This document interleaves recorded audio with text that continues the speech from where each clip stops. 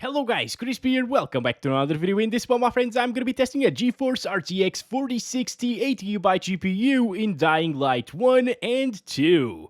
This one is the MSI Ventus version of the card. We are running it with the latest Nvidia drivers, and I'm not manually overclocking it. You can see all of its specs right here in Tech Power-Ups. GPU Z resizable bar is also enabled, and over on the left, we're pairing it with a Ryzen 7 5800X 3D and 32GB of RAM to avoid CPU bottlenecks. Let's get into it, shall we? And we're starting, of course, with Dying Light 1. We're playing at 1080p resolution using the maximum settings aside from motion blur and these two right here, which I don't like. And we're also using 99 FOV. Okay, so this is not really the most intensive part of the entire game, but it's a pretty decent benchmark, I would say. And it's getting around 160s, 150s, down to 140s at times.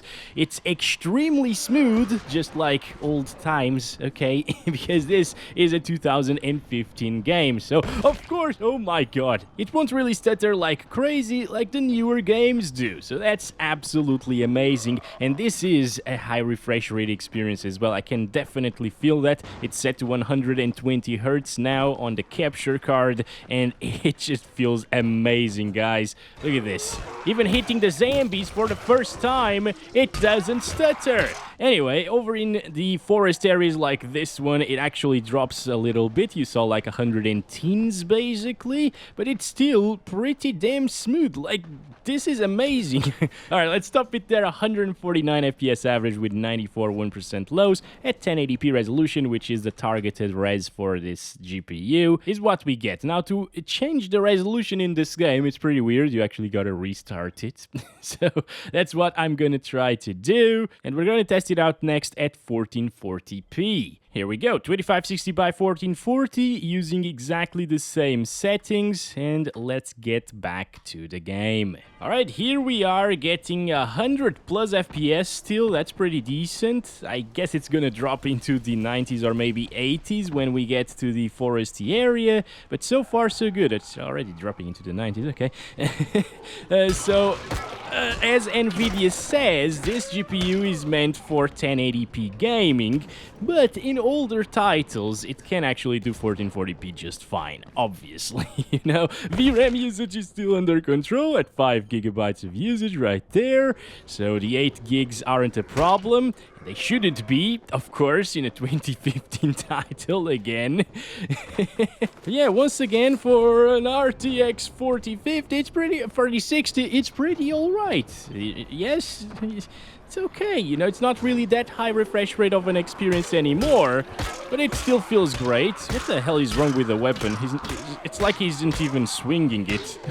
Oh, weapon ineffective. That's it, I had to repair it. There we go, now we're swinging it. Good stuff. VRAM usage is going up. See, this is the problem with 8 GB of VRAM in 2023. A 2015 title at 1440p is already using more than 5 gigs.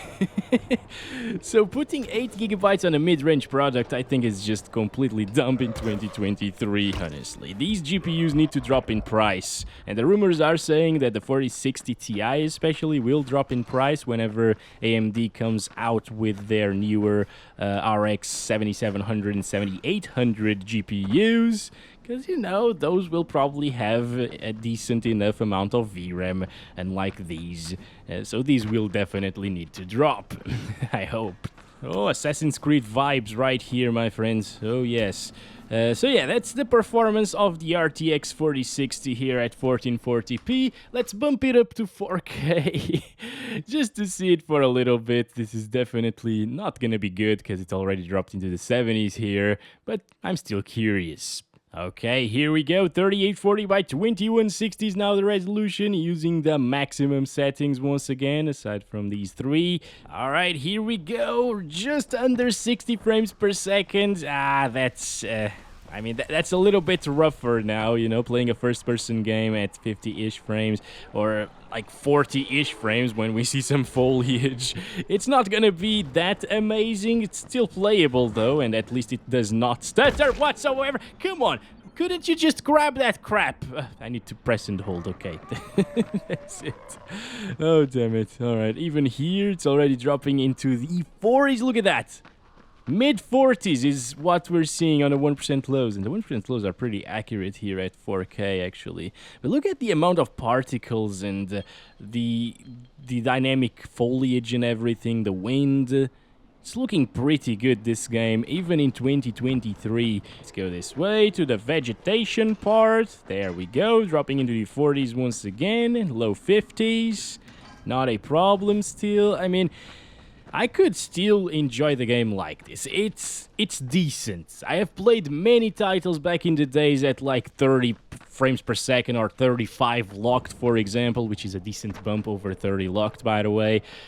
So I would be fine with this experience, obviously. It's just that, yeah, you might want to drop some settings here and there to achieve 60, at least on average, you know. But the fact that it doesn't stutter whatsoever is pretty good. What are you doing? Want a taste of El Crispo? Well, go have yourself. Yes. Freaking Bob, right? Anyway. Let's stop it there for Dying Light 1. It was a decent experience. Again, if you lower some of the settings at 4K, it will be okay. Let's move on to Dying Light 2. Alright, let's go over the settings. I'm playing at 1080p first, using no upscaling and the high quality ray tracing settings. So the game is nearly maxed out here. We're using RT on Ultra, which is very intensive, and it's getting 50-ish frames per second, guys. 50-ish FPS because of ray tracing, obviously. If you disable RT, it's gonna be a lot better. And if you enable DLSS, it's also gonna be a heck of a lot better. But let's try it out with the highest preset first. Ooh, the fire is looking pretty nice, actually. And the lighting as well. Where are the shadows, though? I would expect some decent-looking shadows because we're using ray tracing, but they're not there. I mean, what? Wait, the lighting disappears when I'm not looking at the fire. Where is the ray tracing? What is this bullcrap? Now, we're seeing pretty much the same averages and 1% lows at 1080p as we did at 4K resolution in Dying Light 1, my friends. This is a bit concerning. It's all because of ray tracing once again. But yeah, it's pretty interesting to see that comparison, especially because like some of the textures here don't really look that great. You know, look at these textures, especially at 1080p. At 4K, they will look pretty interesting and good, but at 1080p, not really. You know, obviously in a smaller 1080p monitor, they'll look fine, but I'd expect a little bit higher fidelity textures in this one. But alright, let's stand right here. Oh my gosh, I almost fell there.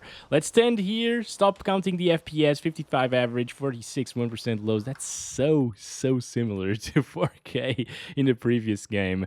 And let's enable DLSS on quality. DLSS in this game looks really good, and on quality, it basically looks like native resolution. Yep. I can't really tell much of a difference, honestly. Maybe slightly softer, but that's about it. And it will deliver 60 plus FPS all of the time now. Still having a little bit of stuttering issues, which is bad, obviously. I don't like to see that. Oh yeah, we should also use our flashlight, which is also ray traced. Oh, god damn it! I think it's ray traced by default. Maybe not, I don't know. But yeah, it looks great. Now we got a little bit more color into the image. This game also lacks a little bit of color, at least with this weather. Oh, we got the fire over here. Another one. Hi guys, it's so weird that... See that? See the transition on his face? If I look in this direction, it doesn't have any reflection. If I look in this direction, it starts having some reflections there. It's pretty weird, guys. Well, let's lure some zombies into the fire, shall we? Come over here, boy. Oh, you're looking beautiful here today, Bob. Oh, yes. I love to see you here in this game. Also, it's super intensive near the fire. Because of RT, I guess. Dropping into the 50s sometimes. Man, this is not what I like to see, you know. I thought it would get... No, this is a very bad place to be at. Oh, boy. No, shut up. I don't care. I don't have anything to do with you, all right? Ooh, look at that. 50s. Very constantly into the 50s right now. Because of the vegetation, I guess. So vegetation in the second game is just as intensive as vegetation in the first game. And finally it stopped raining, so things will look pretty good now. Yeah, starting to see the vibrancy coming back again. Sorry about the tearing, by the way. But yeah, this is a bit rough, even with DLSS quality. I thought it would get way higher FPS than this. For that, we actually need to enable some frame generation. Okay, this game supports DLSS 3, which is nice. That also enabled Nvidia Reflex. Ooh, I can feel that the mouse isn't as responsive. There is a tiny bit of input lag because of frame generation, guys. The game still looks really good. I don't think the input lag is bad enough to the point where I wouldn't enable it. I prefer 60 plus 100% of the time with ray tracing and all the bells and whistles enabled. Anyway, I totally forgot at this point about the input lag, honestly. And I wasn't really feeling it anymore. So you can definitely play like this. It's a single-player game, so it doesn't really require a ton of fast reactions. It's still first-person, though, but it's okay. Look at that VRAM utilization. This game is already like a year and a half old, I think, and it is almost maxing out our 8 gigabytes of VRAM in this game. It could actually be maxing it out, because we're seeing a little bit of stuttering sometimes, but that might come down to optimization, I don't know. Anyway, let's stop it there. That was a little bit of an underwhelming experience in my opinion, but of course we were using ray tracing, which is extremely intensive. So let's disable the upscalings now. And now we're playing at 1080p resolution with the high quality preset, which enables DirectX 11, but that's the preset. I'm gonna test it like this first. And here we are, back at it with beautiful weather today. I like to see this, and getting around 100 frames per second at native resolution. Now, I was still expecting a little bit better, honestly. Maybe double of what we got with the full ray tracing enabled, because after all, it was the ultra quality ray tracing that we were using, not even the ray tracing preset. It looks very similar. At least right now, we gotta find like a fire or one of those campfire looking things. Actually, there weren't campfires at all. They were, oh my god, Jesus Christ. They were like a funeral thingy that they were doing. There's one of them right here, and yeah, it's looking very, very similar. Of course, the weather is different now, so we aren't really seeing as much lighting coming off of the fire. But I mean, yeah, you can still see the lighting reflecting off of the zombie there. It's very similar to what we saw before with ray tracing enabled. Alright, I think that's about it for the 1080p high settings preset. We got 93 on average, 72 on the 1% lows, never dropping from 60 FPS. You can see like things from far away as well. There are zombies right there. But what if you really want a high refresh rate experience all the way through? Well, DLSS is here to save the day, I guess. Let's enable that. I'm gonna use 50% sharpness once again, and that still looks really good. You know, I'm actually very impressed with how good DLSS looks in this game. Oh yeah, and I totally forgot about the most impressive thing about the RTX 4060.